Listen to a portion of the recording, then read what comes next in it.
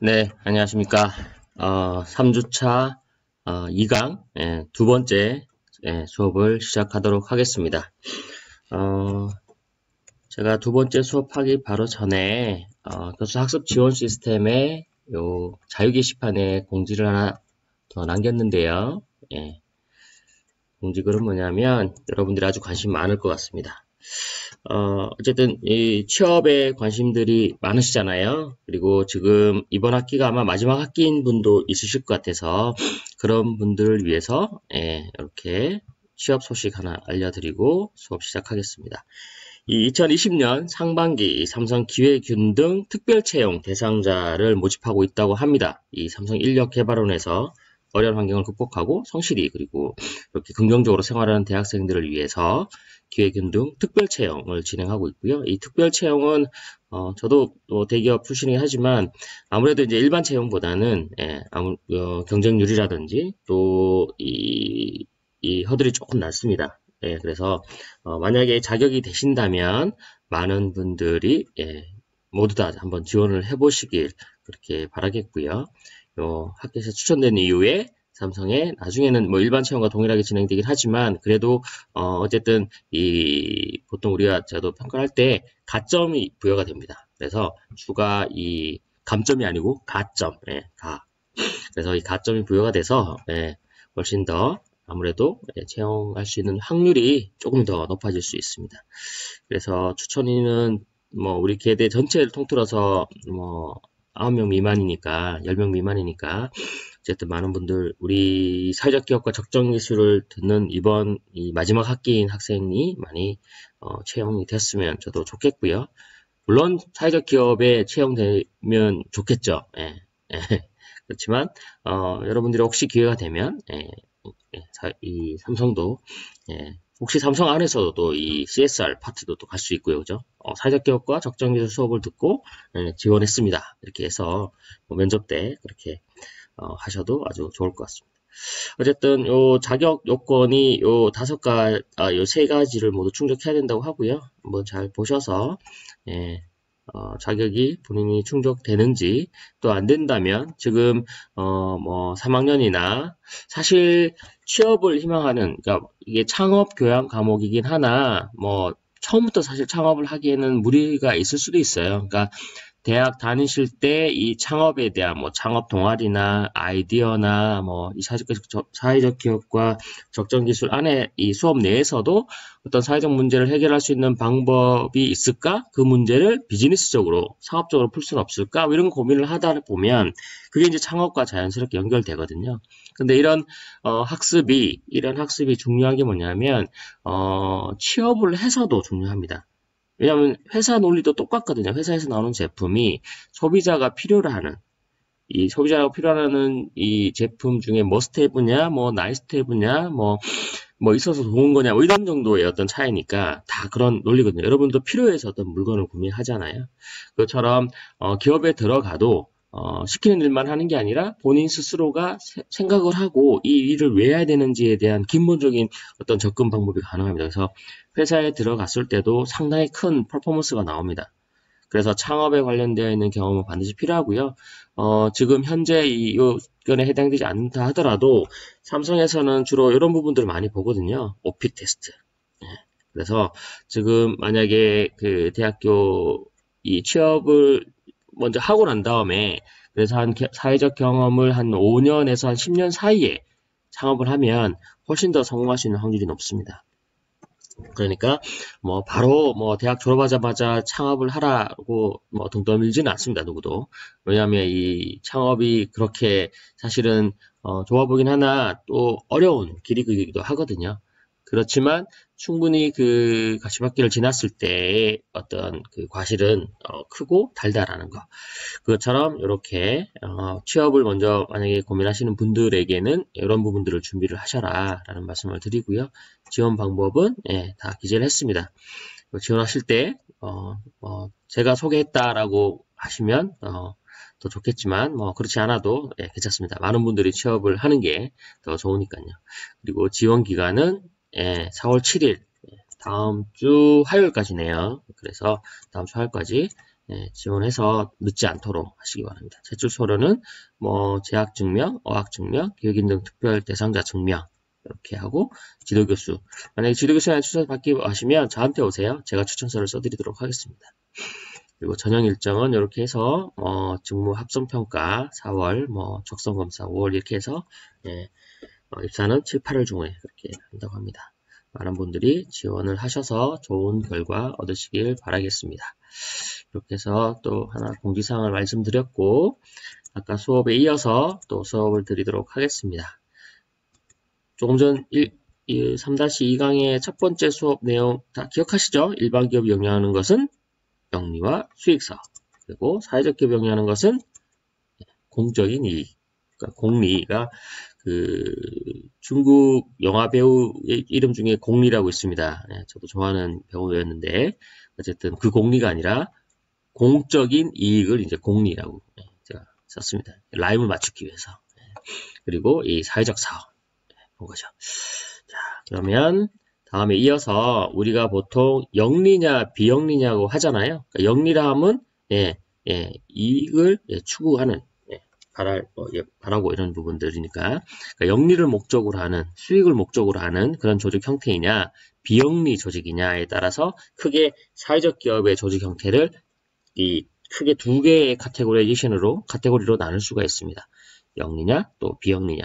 그래서 그럼 비영리 조직은 어떤 형태들이 있냐 이렇게 이제 이 표로 잘 볼 수 있겠죠. 여기도 아주 빨갛게 하이라이트가 되어 있네요. 그죠? 그렇습니다. 비영리 조직이 어떤 조직이 있고 영리는 어떤 조직인지를 여러분들이 뭐 굳이 암기하지 않으셔도 딱 들으면 아시겠죠. NGO, 뭐 Non-Government Organization이잖아요. 그러니까 말 그대로 정부에 소속되지 않은 그런 법인, 또 사회복지법인, 복지, 그죠? 그리고 중간법인, 그리고 협동조합. 협동조합도 처음에 협동조합을 신청을 할 때 영리 조직이냐 비영리 조직이냐도 따집니다. 하지만 이제 주로 비영리 조직 형태로 협동조합은 운영되고요. 이게 바로 이제 커뮤니티 비즈니스나 뭐 영국에서 이런 사례들이 상당히 많이 있죠. 유럽에 대해 이런 다양한 형태들이 있습니다. 그 사례들은 나중에 다시 제가 설명드리도록 하겠고요. 그리고 영리 조직에 대한 형태가 있는데 영리 조직에 대한 형태는 뭐 주식회사냐, 그죠? 유한회사냐가 있습니다. 유한양행 이런 데는 안티프라민인가요? 어쨌든 그 유한양행에서는 그런 어떤 그 소비자의 이런 왜냐하면 이제 유한회사와 주식회사가 다른 점은 회사에서 주식을 발행을 해서 그 주식을 주주들한테 나눠주고 주주들은 그 주식을 사기 위해서 돈을 그 회사에 넣죠. 그러면 그게 이제 뭐 자본금이 되어서 어쨌든 그 회사를 키우는 어떤 자본이 되는 거죠. 그죠?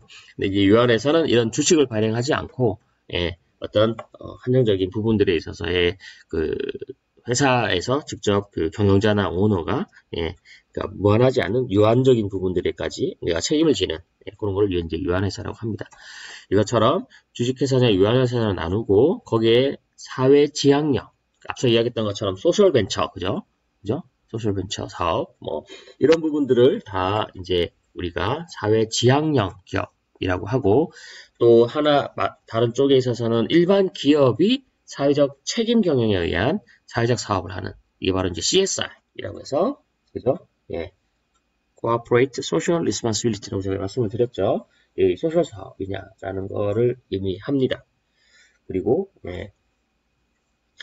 이처럼 이 사회적 기업의 이 조직 형태는 기본적으로 비영리 조직 그리고 영리 조직으로 이렇게 구분할 수 있고 이 비영리 조직에 대한 형태로는 사회적 NGO 그죠? 그리고 사회적 복지법인 사업도 이제 여기에 포함되고요. 또 이 영리, 비영리 중간 영역도 있긴 한데 그게 이제 중간 법인, 또 협동조합, 뭐 공동조합 이런 형태들, 그죠? 그리고 이른바 이 커뮤니티 비즈니스도 여기에 해당됩니다.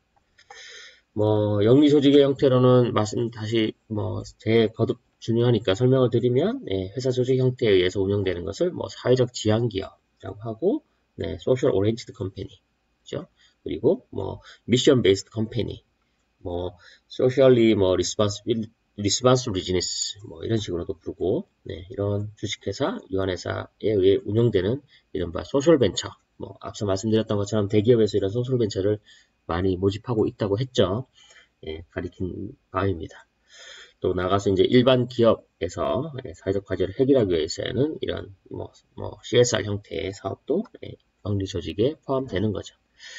예, 다음은 지금 시간이 한 15분 정도 더 남았네요. 네. 다음에 대해서 요 도표를 잠깐 설명을 드리겠습니다. 요까지 설명을 드리고, 또 오늘은 3주차죠. 그러니까 과제를 제가 좀 준비를 했습니다. 갑자기 집중도가 확 떨어지실 수도 있는데, 이 도표도 빨갛게 제가 하이라이트 했죠. 잘 기억하시길 바랍니다. 요 X축은 우리가 사회성을 의미하고요. 사회성, 그죠? 사회성, 사회적인 부분들. 그리고 Y축은 수익성입니다. 수익성. 이게 이제 2006년, 또 2008년도에 이 수익성, 사업성, 뭐 시장성 등으로 인해서 사업성과 수익성 측면에서 바라본 이 다양한 우리 사회에 있는 조직들, 특히 이제 사회적 기업에 대한 또 일반 기업에 대한 카테고리를 이렇게 나눠 봤는데요. 잘 보시면 이 수익성 사업들을 주로 추구하는 게 그죠? 일반 영리 기업이겠죠. 수익성 부분들이 상당히 높이 이제 0이면 0 부분에서 높은 그런 부분이고요. 그리고 사회성에 대한 부분들, 그죠? 그리고 영리 기업을 봅시다. 수익성이 상당히 높은 파트에 차지하고 있죠. 거의 사회성이 없는 쪽도 가깝고요, 그죠? 그리고 사회성으로 요만큼 나와 있는 부분이 뭘까요? 앞서 설명드렸잖아요. CSR. 예. 그러니까 사회적 책임 경영이라고 해서 일반 기업도 그러니까 사회적인 이슈들을 해결하고 소비자들에게 이익을 환원하는, 돌려주는 그런 부분들을 요 정도의 영역입니다. 그죠? 자, 사회적 기업은 어떨까요? 사회성, 그러니까 0에서부터 2까지가 사회성인데 사회적 기업이 어때요? 바운더리가 상당히 넓죠. 보시면 사회성, 그러니까 당연히 사회적 기업이니까 사회성을 떼어야 되고, 그죠? 그리고 사업적 기업이긴 하지만 수익이 처음에는 나질 않기도 합니다. 그래서 마이너스도 되기도 하고요. 그래서 수익성은 오히려 안 좋기도 하죠. 그래서 사회적 기업은 하지만 잘 운영을 하고 지역 지지를 받으면 수익성이 이렇게 나기도 합니다. 그래서 사업성과 수익성의 공동적인 영역들을 차지하고 있는 이 영역이 바로 사회적 기업의 영역입니다. 사회적 기업에 대한 영역. 상당히 큰 바운더리고 영역을 차지하죠. 그리고 이 사회적 기업에 대한 영역에서 앞서 설명드렸죠. NGO나 또 NPO가 뭐죠? NGO, NPO. 사회성은 아주 높죠. 그죠? 자선형이니까. 자선형 NPO.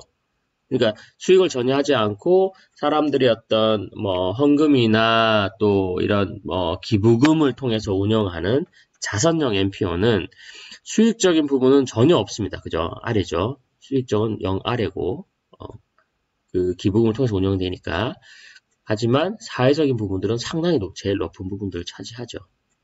여기에 일하는 분들도 거의 뭐 봉사의 성격으로 다들 일을 하고요. 그 다음에 보면 사업형 NPO가 있습니다. 사업형 NPO, 사업형. 이 부분은 저번에 말했던 유니세프가 뭐 희망의 팔찌 이런 걸 판매를 하죠. 이거는 기부금이 아니라 판매입니다. 판매를 해서 돈을 받아서 그 받은 돈을 가지고 사회적인 어떤 사회적인 부분들의 활동을 하죠. 이게 바로 사업형 NPO, 사업형 NGO입니다. 그죠? 영역이고요. 그리고 요 다음으로 더 수익성을 추구하는 게 사회지향형 기업입니다.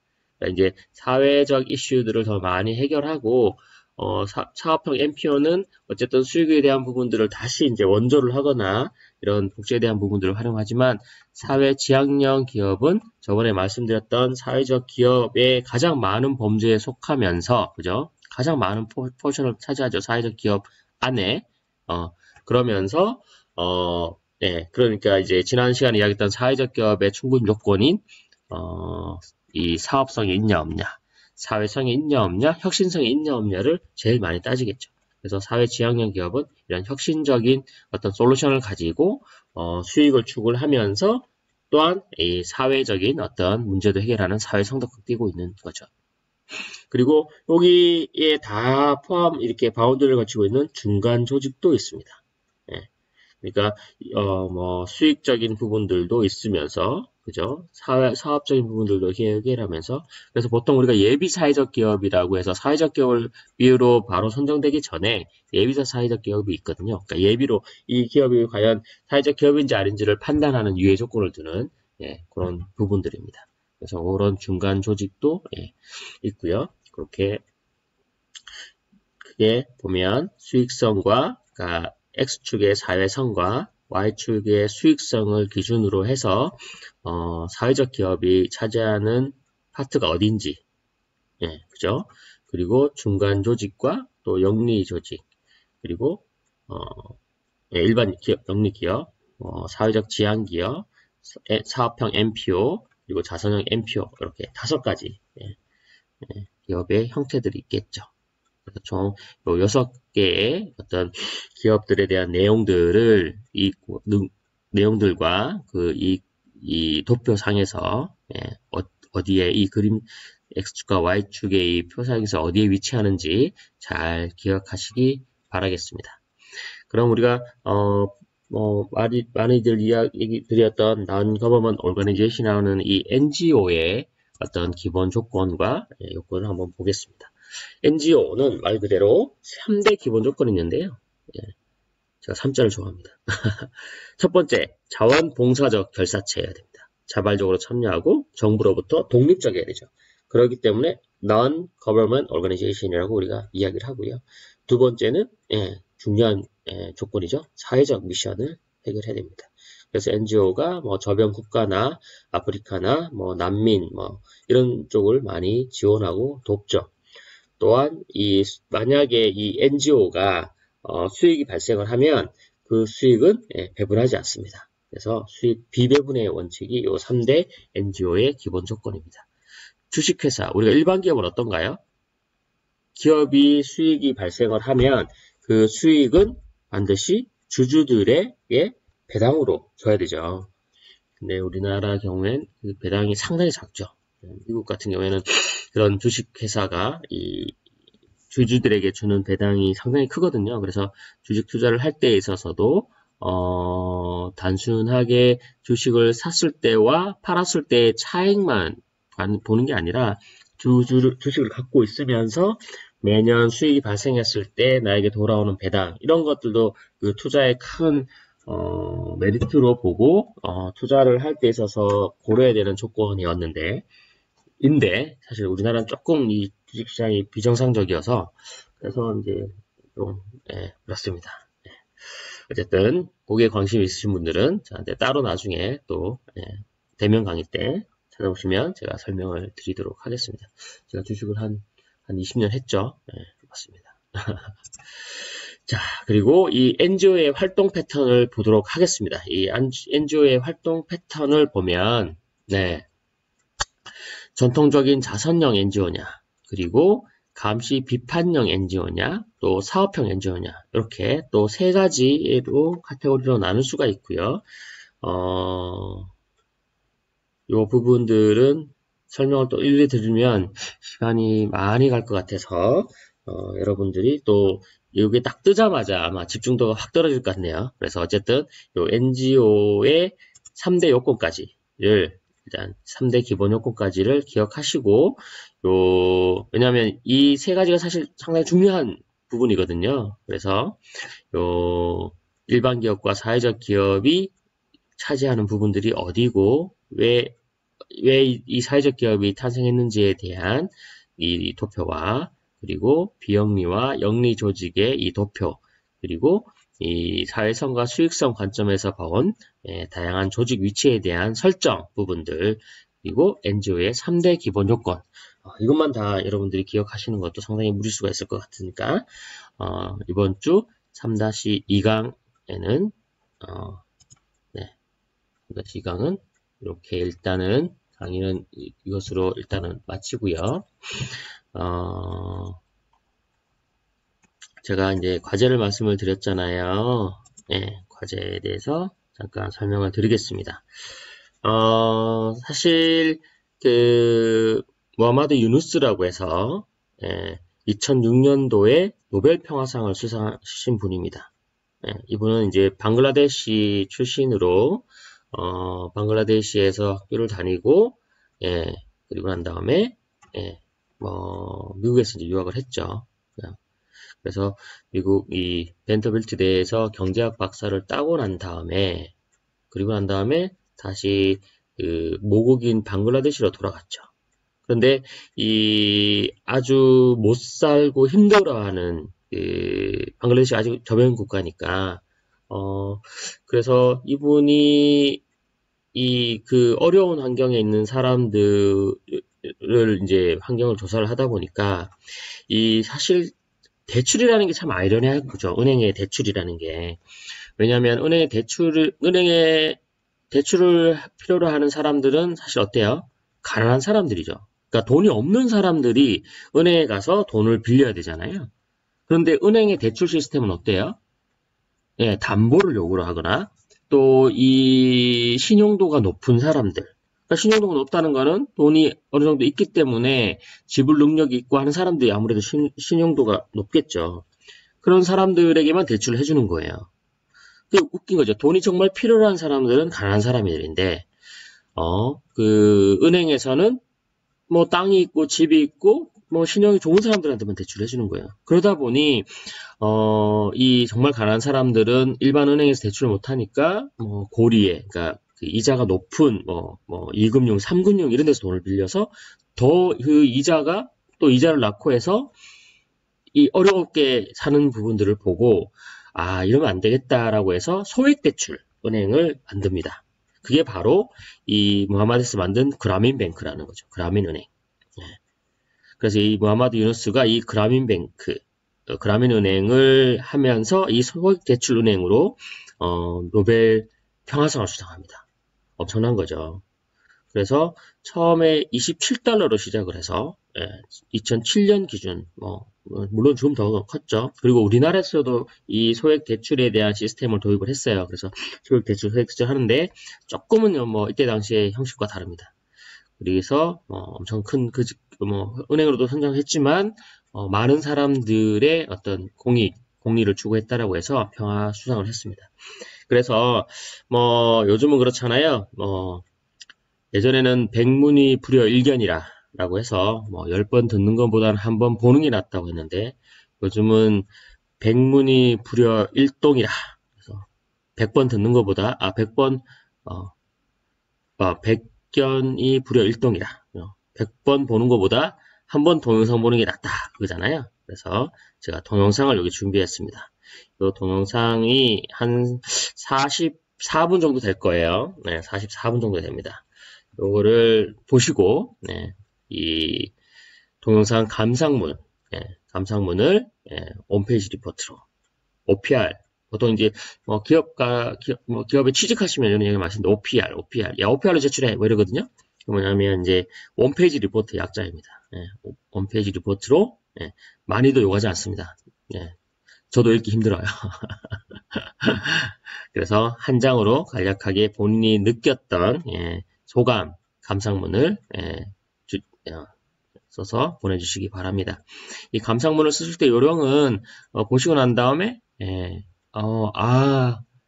그러면서 이제 이 유누스 박사가 그 특별 초청 강연으로 왔었어. 그래서 사회적 문제를 해결을 위한 대안적 사회적 기업에 대한 강연 내용이니까 이 강연을 듣고 배운 점이 뭔지, 그죠? 배운 점. 그 OPR의 세 가지, 이번 감상문의 세 가지 조건인데 첫 번째는 배운 점, 배운 점. 이 동영상을 보고 배운 점.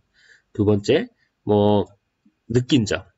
그건 본인이 이걸 보면서 배웠던 건 학습하는 것도, 느낀 점은 어떤 이모셔널한 어떤 부분들을 느꼈다. 우리나라가 좀 생소해서 다르게 느꼈다라고 하시는 분도 계실 거고, 그렇게 느낀 점. 또 세 번째는, 내가 실천할 점.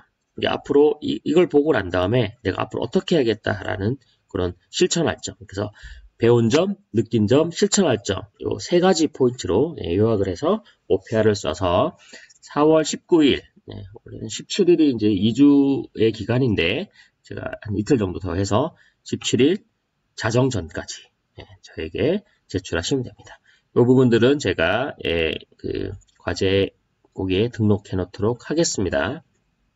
이렇게 해서 3주차 2강 수업을 이제 마치겠고요. 어쨌든 코로나 사태로 인해서 여러분들이 많이 힘드실 텐데 그래서 아름다운 이 그림을 가져와 봤는데요. 모든 것들이 이렇게 숨을 죽이고 어려워하고 힘들어하지만 사실 봄은 예외입니다.